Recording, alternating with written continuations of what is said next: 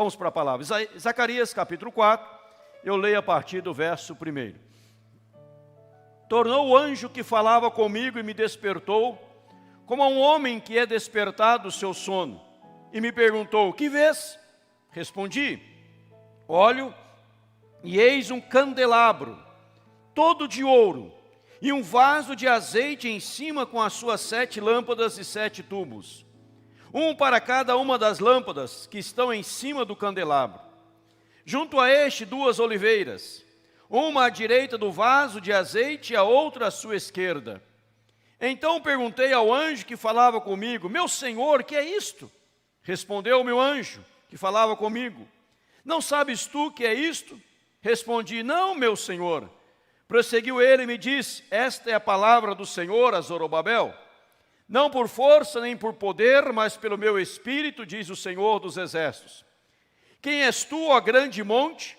Diante de Zorobabel serás uma campina, porque ele colocará a pedra de remate, em meio a aclamações, haja graça e graça para ela. Novamente me veio a palavra do Senhor dizendo: as mãos de Zorobabel lançaram os fundamentos desta casa, elas mesmas a acabarão, para que saibais que o Senhor dos exércitos é quem me enviou a vós outros.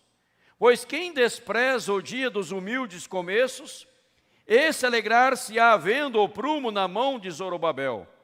Aqueles 7 olhos são os olhos do Senhor, que percorrem toda a terra. Prossegui e lhe perguntei: quem são as 2 oliveiras, à direita e à esquerda do candelabro? Tornando a falar-lhe, perguntei: que são aqueles 2 raminhos de oliveira que estão junto aos 2 tubos de ouro que vertem desse azeite dourado? Ele me respondeu: não sabes que é isto? Eu disse: não, meu senhor. Então ele disse: são os 2 ungidos que assistem junto ao Senhor de toda a terra. Amém. Que Deus fale conosco em nome de Jesus. Irmãos queridos,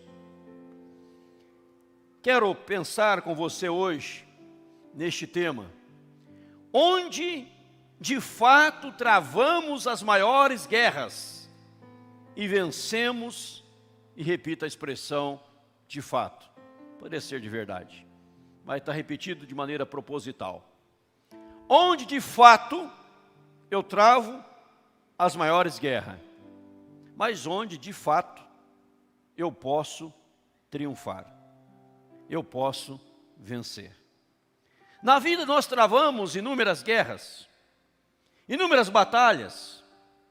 Todos certamente já enfrentaram diversas situações, diversos problemas, diversas lutas no dia a dia. Mas aonde, qual lugar que eu vou travar as batalhas?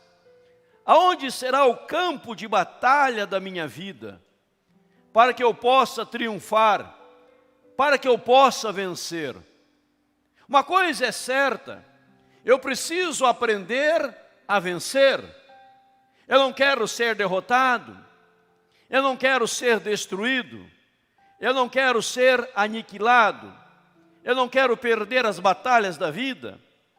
Você quer vencer? Eu também quero vencer. E quem sabe você está enfrentando uma batalha espiritual, carnal, sentimental, emocional, familiar, conjugal, profissional, financeira, batalhas e mais batalhas. E nós queremos vencer, nós queremos triunfar, mas eu quero aprender a triunfar. Eu não quero travar batalhas desnecessárias, eu não quero perder guerras. Eu quero entrar na guerra para vencer, eu quero entrar na guerra para triunfar, nas guerras da vida, do dia a dia, sejam elas físicas, emocionais, sentimentais, em qualquer área. Mas a pergunta continua: aonde eu vou travar as batalhas? Quais as armas da minha luta? Quais as armas desta dificuldade, para vencer as dificuldades que eu vou usar? Quais são as armas? Aonde, que lugar? Será aqui, ali, acolá? quando eu olho para a palavra do Senhor, eu vou aprender que a Bíblia me traz estratégias. Mas qual estratégia eu vou usar? Qual estratégia devo usar? Qual forma? Qual formato? Qual ideia eu vou usar? Quais são as minhas estratégias para vencer? Qual o meu plano que eu vou desenvolver? Eu estou diante de situações, eu preciso de um plano, eu quero uma resposta, eu quero uma solução, mas qual estratégia eu devo usar? Pois nesse jogo da vida, eu posso usar algumas estratégias. Por exemplo, eu posso usar os meus próprios recursos. O que é usar os próprios recursos? São as opções, é a minha força, é a minha capacidade, é o meu intelecto, é a minha força de vontade, são as minhas habilidades, a minha esperteza, a minha eloquência, a minha oratória, os meus estudos, os meus diplomas, as pessoas, quais estratégias eu vou usar, quais recursos eu vou usar, os meus próprios. Mas se os meus próprios não estão ajudando, então eu posso emprestar recursos. Eu posso emprestar de outros alguma coisa, algum recurso, pedir ajuda, pedir socorro para vencer e usar as coisas dos outros para triunfar. E a minha estratégia é emprestar recursos. A minha estratégia é correr atrás da solução de outros que me tragam a solução, ou é usar os meus próprios recursos? Mas dentro dessas opções há uma terceira, que é o método de Deus. Qual é o método de Deus para vencer? Qual é o método de Deus para triunfar? Qual é o método de Deus para me tornar mais que vencedor? E ao olhar para o texto sagrado vai nos ensinar qual é o método de Deus, qual é a maneira de Deus, qual é o formato de Deus. Então eu vou aprender a ir a Deus pela oração, aprenda a ir a Deus pela oração, aprenda a ir à presença de Deus. Deixa eu explicar para você o contexto do texto que eu acabei de ler. Zorobabel está voltando do cativeiro babilônico. Foram 70 longos anos de cativeiro. Foram 70 anos, não eram 70 dias, 70 semanas, eram 70 anos. Em Jerusalém havia acontecido algo sobrenatural, algo maravilhoso, que fora a construção do templo. Quem havia construído o templo fora Salomão. Só que Salomão, para construir o templo, ele teve tudo o que precisava na construção do templo. Pois o pai de Salomão, Davi, nas suas grandes batalhas, nas suas grandes pelejas, ele havia guardado recursos, ele havia acumulado recursos, ele tinha exércitos, tinha homens de batalha, homens fortes, um exército poderosíssimo, foram em muitas batalhas, triunfou em todas as batalhas, trouxe os espólios das batalhas, os recursos das batalhas, e guardavam aqueles tesouros na construção do templo. E quando Salomão assume o trono, e fora Salomão que constrói o templo, você lembra da história, tudo estava pronto, mas agora o templo havia sido destruído. O rei inimigo destrói o templo está em ruínas, toda aquela majestade do templo, todo aquele poderio do templo está no chão. E Zorobabel está voltando do cativeiro, e ele vai reconstruir o templo, ele vai reconstruir a casa de Deus. E Zorobabel não tem exército, Zorobabel não tem recursos, mas Zorobabel tem a Deus, e Zorobabel vai a Deus em oração. E o Senhor vem a Zorobabel e diz, prosseguir e disse esta palavra do Senhor a Zorobabel: não por força nem por poder, mas pelo meu Espírito, diz o Senhor dos Exércitos. Zorobabel não é pelo poder. Você está achando aí, talvez desanimado, eu não vou dar conta, a situação é complicada, as necessidades são gigantescas. Eu não tenho poder, e o poder aqui no texto é o poder militar. É o poder militar. A força no texto é não só a força militar, mas são a capacidade, a capacitação, ou em outras palavras, possuir os recursos necessários. E Deus fala: Zorobabel, não é por força, não é por poder, mas é pelo meu Espírito. É pelo meu Espírito. Ou seja, se você entende que é pelo Espírito, você vai a Deus em oração. Se você entende que é orando, você vai a Deus orar. Você vai clamar a Deus, você vai juntar as suas mãos, você vai dobrar o seu joelho e você vai interceder ao Senhor. Porque você crê que é na força de Deus. Não é no seu braço, não é na sua fala, não é no seu explodir, não é gritar, mas é buscar a Deus em oração. Você começa a orar, em oração venceremos, em oração triunfaremos, em oração teremos vitória, porque eu venço as batalhas da vida no quarto secreto de oração. É o que Jesus diz no Sermão da Montanha: entra no teu quarto e teu pai que te vê em secreto te recompensará. Ore ao teu pai que está em secreto e teu pai que te vê em secreto te recompensará. Eu estou orando, eu estou buscando. Não vai na luta, no braço, na carne, na força, mas vai na oração. Você olha para a Bíblia e você aprende na Bíblia. Vou citar apenas 2 casos.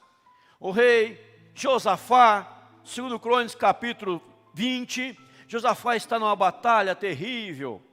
Josafá não tem exército poderoso, Josafá não tem armas, Josafá não tem escudo, Josafá não tem nada. E vinha 3 grandes reinos para lutar contra Josafá: os moabitas, os amonitas e os moradores da montanha de Seir. Os moabitas e amonitas são a descendência de Ló com as suas filhas, lutando contra Josafá e os moradores da montanha de Seir. Mas em 2 Crônicas 20, versículo 12, Josafá, ele faz a seguinte oração que você conhece, eu quero lembrá-lo: ah, Senhor, em nós não há forças para resistirmos a essa grande multidão que vem contra nós, e nós não sabemos o que fazer, porém os nossos olhos estão postos em Ti. Eu não sei o que fazer, mas meus olhos estão postos em Ti. Eu estou olhando para o Senhor. Eu não tenho força, eu não tenho exército, eu não tenho capacidade, mas eu tenho o Senhor. Eu vou orar ao Senhor, porque eu venço na oração. Não é no poder, não é da força, é pelo Espírito Santo de Deus. Está numa crise, dobra o joelho e ore, e Deus vai dar a solução em meio à crise, em nome de Jesus. Está com problema conjugal, familiar, comece a orar no secreto da sua alma, sem discussão, sem brigas, e Deus vai dar a vitória em nome de Jesus. Está em questões difíceis fisicamente, questões difíceis financeiramente, dobra o joelho e começa a orar, e Deus vai te dar a vitória, porque é pelo Espírito Santo de Deus. Zorobabel estava dizendo: eu não tenho como reconstruir este templo, o templo é muito grande, é gigantesco, aquela majestade do templo na época de Salomão, como que nós vamos fazer isso? Eu não tenho nada. Deus fala: você tem tudo, amém? Glória a Deus, você tem o Espírito Santo. Outro texto bíblico, também em 2 Crônicas, no capítulo 32, quando o rei Ezequias é invadido por Senaqueribe, rei da Síria, invade a Judá, havia sitiado toda Judá, e Senaqueribe tinha, sabe quantos homens? 185 mil homens. E Ezequias chama o profeta, e as pessoas estão insultando, dizendo: nós vamos vencer vocês. Senaqueribe dizia: nós vamos triunfar sobre vocês, nós vamos derrotar vocês, nós vamos matar vocês, nós vamos acabar com vocês, haverá destruição de todos. 2 Crônicas 32. Mas o rei Ezequias chama os profetas e diz a palavra: Por causa disso, oramos ao Senhor. Por causa disso, clamamos ao Senhor. E quando clamaram a Deus, sabe o que aconteceu? Lembra? Deus mandou um anjo.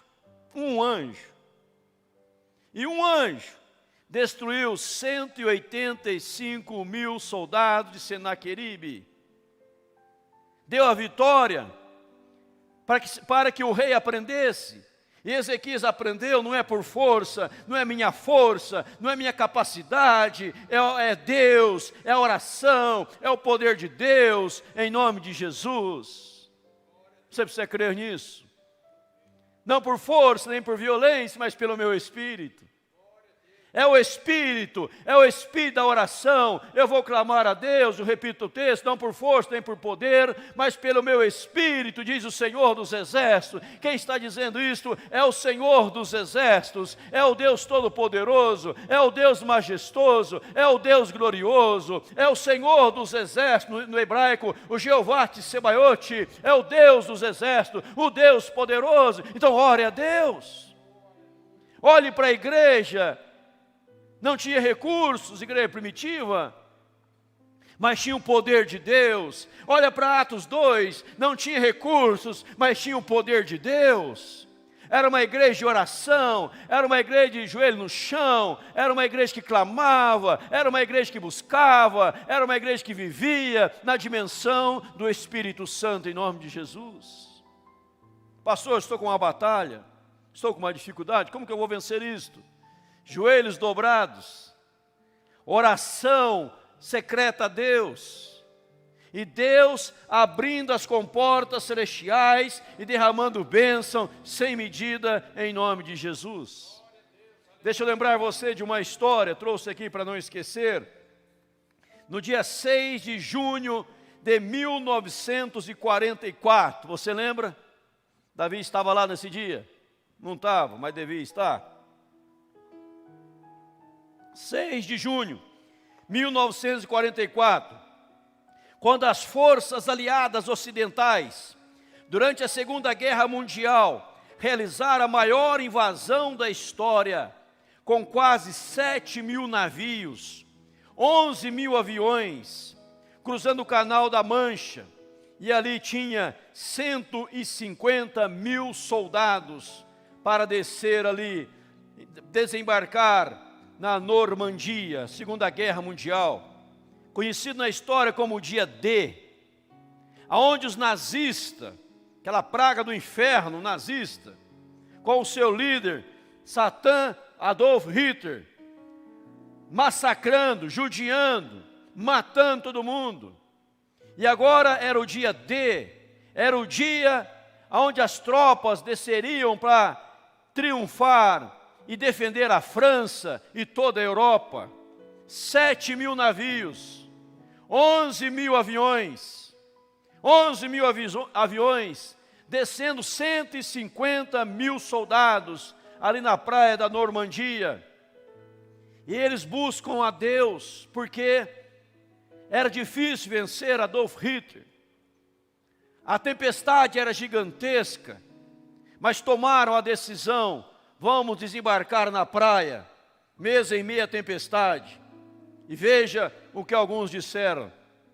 Por exemplo, o presidente dos Estados Unidos da época, Frank Roosevelt, ele disse: nesta hora comovente, que as nossas tropas estão descendo, desembarcando na Normandia, diante do eminente perigo, nesta hora comovente, peço que unam a mim em oração.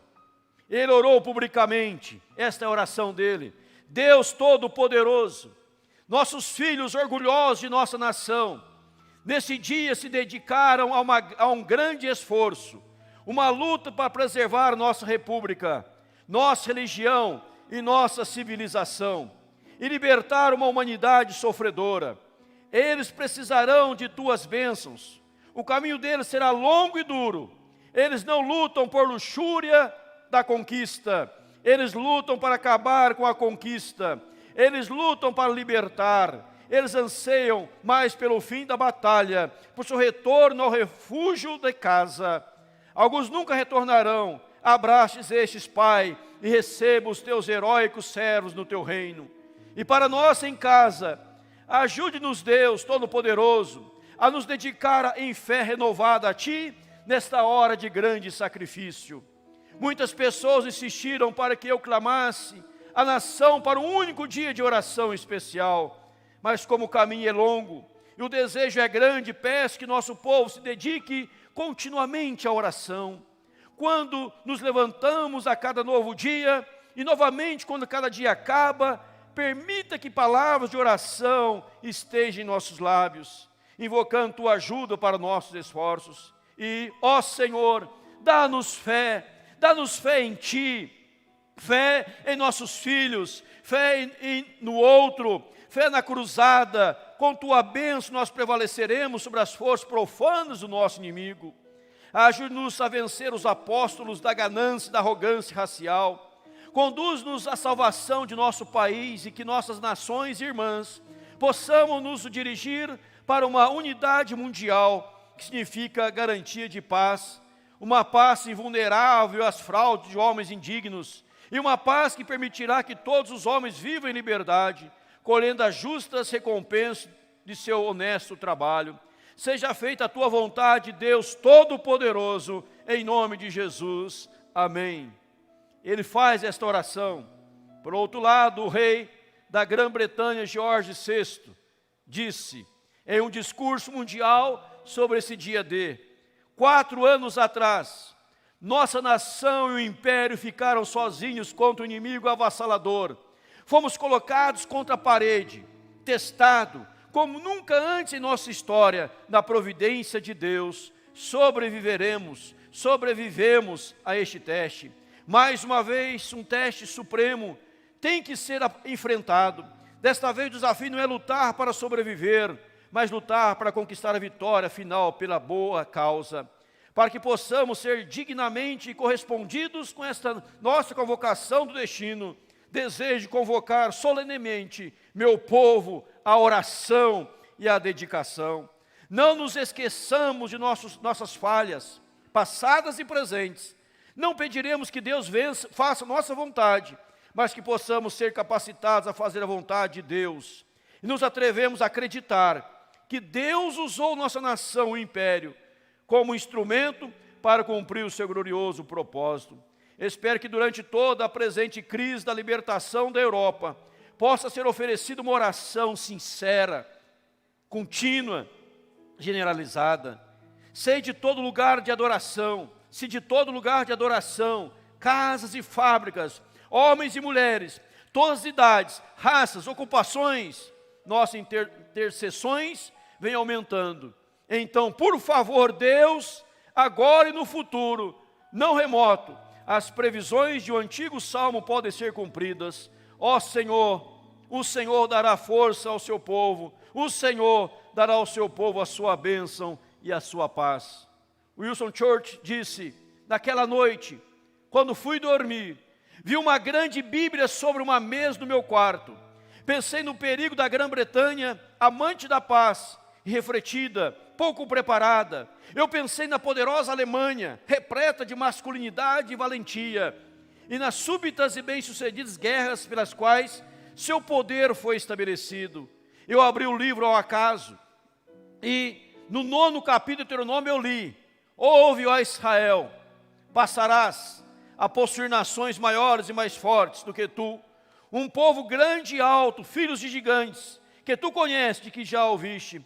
Sabe, pois, hoje que o Senhor teu Deus, que passa diante de ti, é um fogo que consome, não é por causa da tua justiça nem pela retidão, mas pela impiedade dessas nações.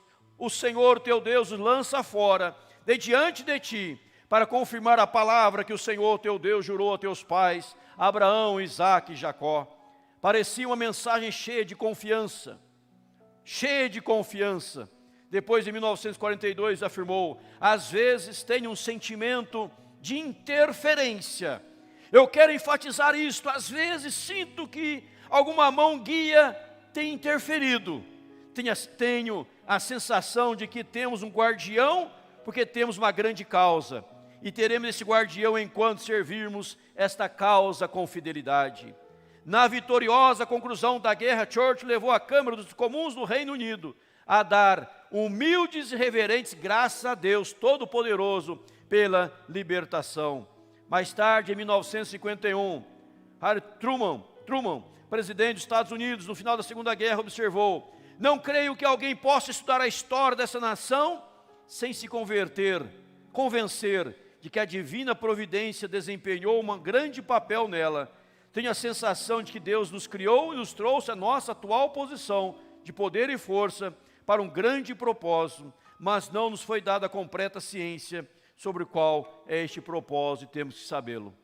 Quando houve aqui o dia D, Segunda Guerra Mundial, a tempestade, as dificuldades, as lutas, a praia bem segurada, com segurança, protegida pelos alemães, eles achavam que não iam desembarcar essas forças ali na praia da Normandia, mas oraram, e Deus deu um basta à tempestade, os navios chegaram, a tropa desceram, os aviões chegaram, e houve o dia D, o fim da Segunda Guerra Mundial.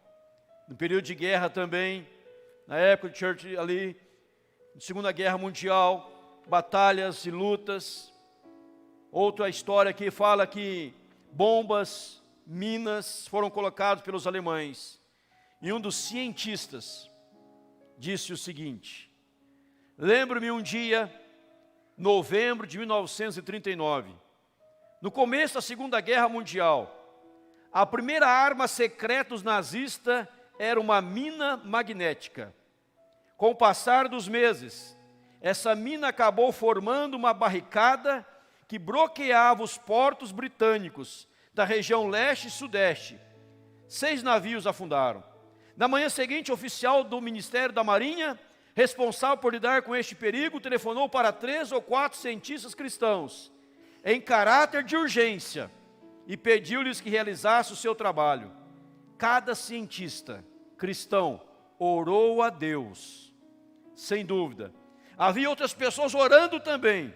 Em nossa casa mantivemos no pensamento o verdadeiro significado de magnetismo estabelecido, que diz: há uma só atração real, a do Espírito Santo. O apontar da agulha magnética para o polo simboliza este poder que abrange tudo, ou seja, a atração de Deus à mente divina. Assim sendo, não havia lugar para uma atração destrutiva, e nós oramos a Deus, e todo o magnetismo dos alemães não passou de um pequeno contratempo diante da intervenção divina. 2 histórias para enfatizar o que eu estou dizendo. Não tinha o que fazer. Perda, derrota eminente. Vamos orar a Deus. Vamos clamar a Deus. Nós vamos defender a Europa. Nós precisamos triunfar, mas é algo quase impossível. Não tem o que fazer. O presidente, os britânicos, outros países, as igrejas se unirem em oração. Deus fez milagres. Deus fez milagres. E a história de milagres nas guerras, e Deus travando os tanques sem poder sair do lugar. E Deus trazendo tremendas vitórias em nome de Jesus. A outra história, que certa feita, um dos países estava para ser atacado por navios fortemente armados. E os navios chegassem ali e destruiriam o país. E os chamados huguenotes se reuniram em oração. E nesse caso Deus mandou uma tempestade, nenhum navio pôde se aproximar. Eles foram para outro canto e o país foi liberto, livre pelo poder de Deus.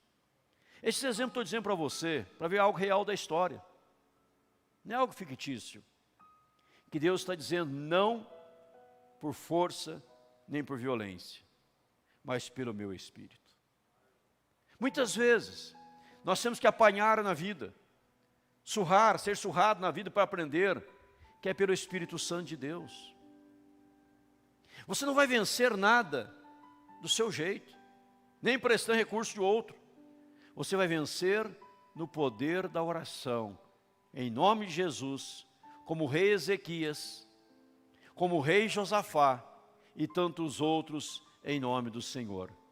Mas veja, voltando para o texto sagrado, a conclusão de uma grande obra depende tão somente dele. Dele quem? De Deus.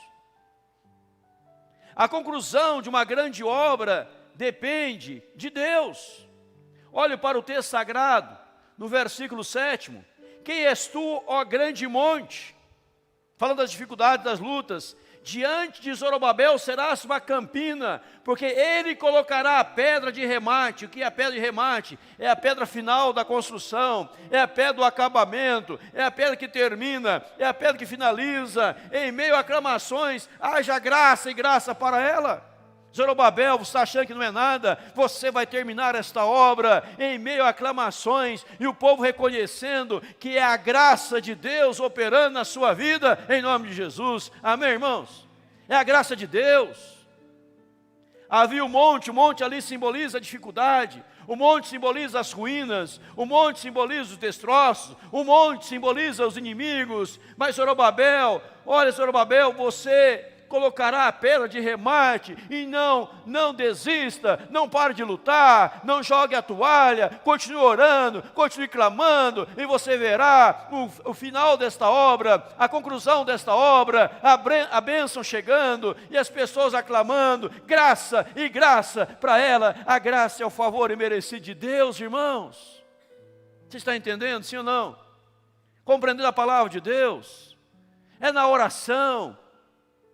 Pois quando você ora, Deus derrama a graça. Quando você ora, Deus derrama a bênção. Mesmo que você está começando ali pequeno, não despreze os humildes começos. Não despreze o humilde começo. Eu estou começando esta obra, eu estou iniciando esta obra. Tanta luta, tanta dificuldade. Aí vem Deus dizendo, Zorobabel, quero dizer para você novamente, Zorobabel, quem despreza o dia dos humildes começos, esse alegrar-se-á, vendo o prumo na mão de Zorobabel. Aqueles 7 olhos são os olhos do Senhor que percorrem toda a terra. Não despreze, está começando pequeno, continue orando, continue clamando, crendo no poder de Deus, na intervenção do Espírito Santo, porque os olhos do Senhor percorrem toda a terra. Deus está olhando para você, Deus está ouvindo a sua oração, Deus está ouvindo o seu choro, o seu lamento, o seu pranto, chorando sozinho em casa, no quarto, no banheiro trancado, orando. Deus está ouvindo, Deus está olhando. Mas há um detalhe aqui importantíssimo, que eu cito outro texto para esclarecer para você. 2 Crônicas 16:9, quanto ao Senhor, os seus olhos passam por toda a terra, para mostrar-se forte para com aqueles cujo coração é totalmente dele. Você tem um coração de Deus, e você está orando a Deus, você está clamando a Deus, e Deus vai estar te abençoando, Deus vai estar te levantando, Deus vai estar lhe prosperando, Deus vai te levantar, em nome de Jesus. Amém, irmãos? É o poder de Deus.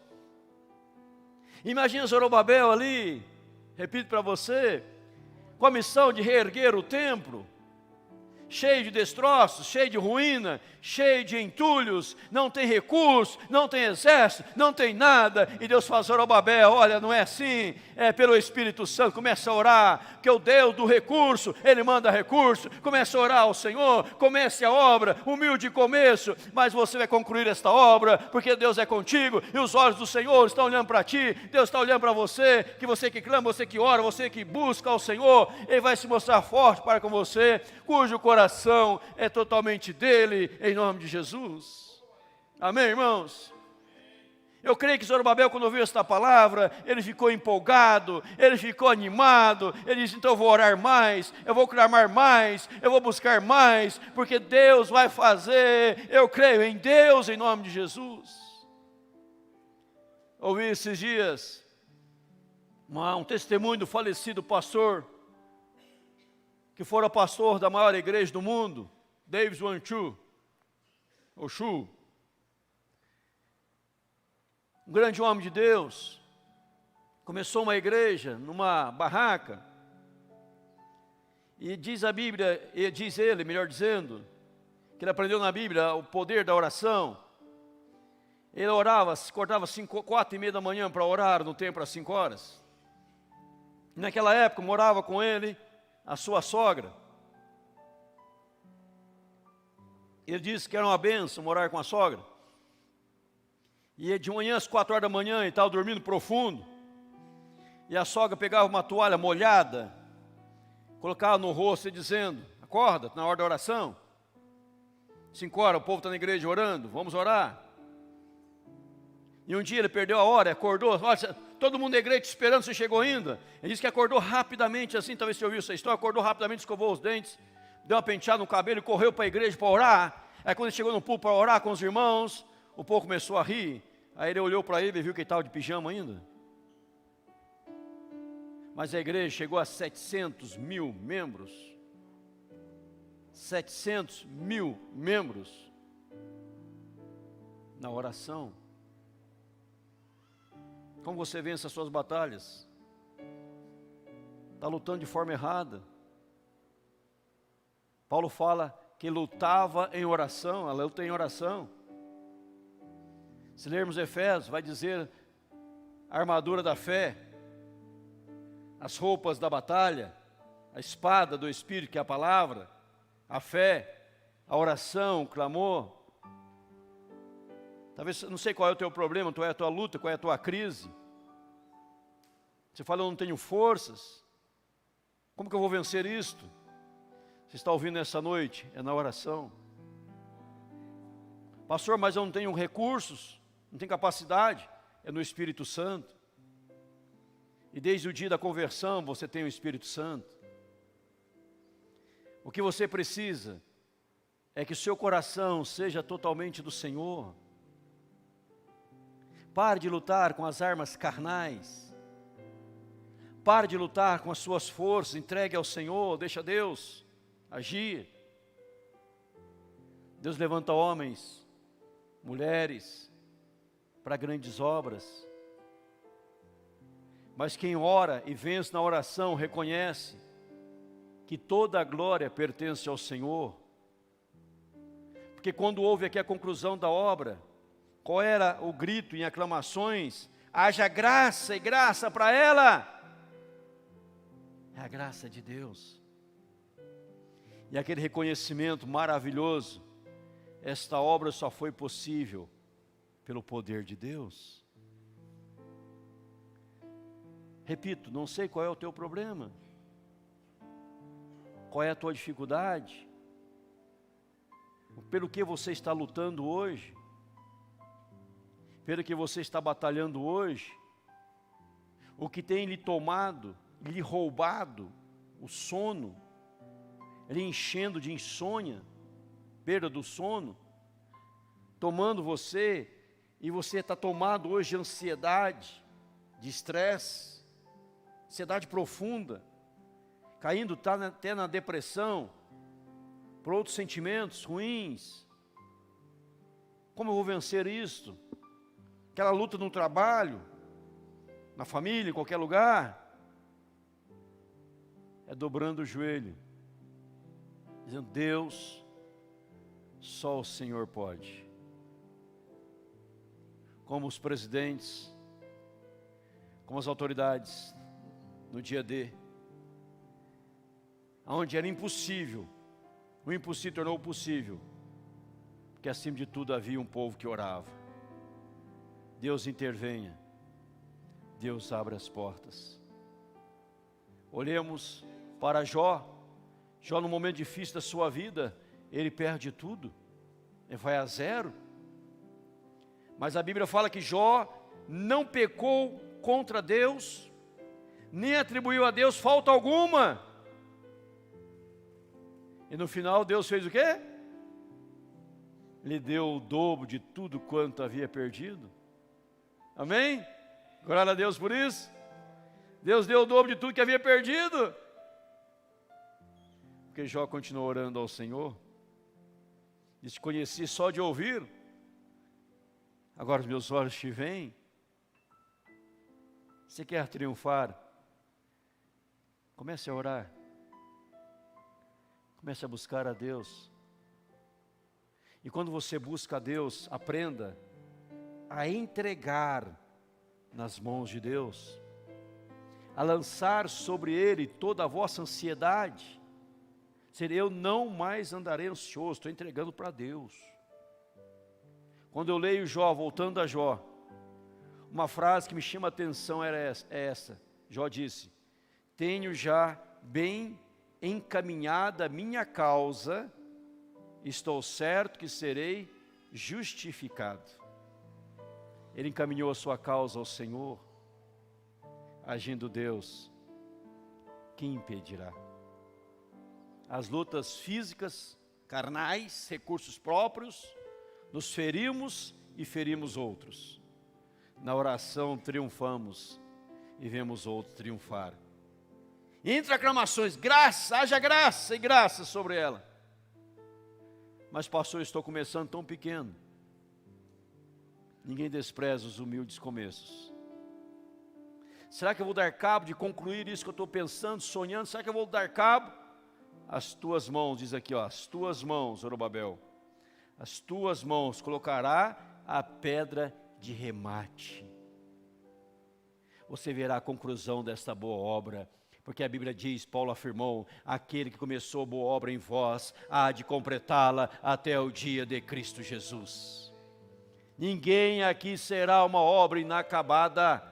Deus vai completar a obra dele na sua vida. Fique firme com Deus, se entregue ao Senhor, busque ao Senhor, adore ao Senhor, glorifique ao Senhor, porque os seus olhos estão por toda a terra para mostrar-se forte, cujo coração é totalmente dele, com aqueles cujo coração é totalmente dele. Fala hoje: Senhor, meu coração é totalmente do Senhor.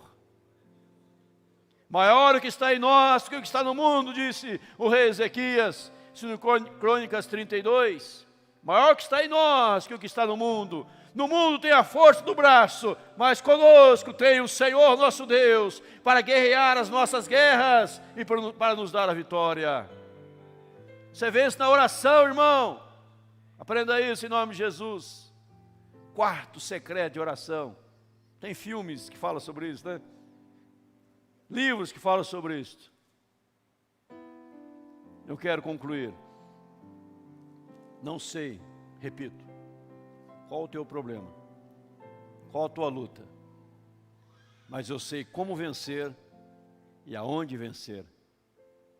E Deus está dizendo para você hoje, não por força, nem por poder, nem por violência, mas pelo meu Espírito, diz o Senhor dos Exércitos. É pelo Espírito Santo, é pelo Espírito Santo. Clame ao Senhor. Vamos orar, curve a sua cabeça, feche seus olhos. Fale com Deus agora, conta para Ele a sua vida. Conta para Ele como você está.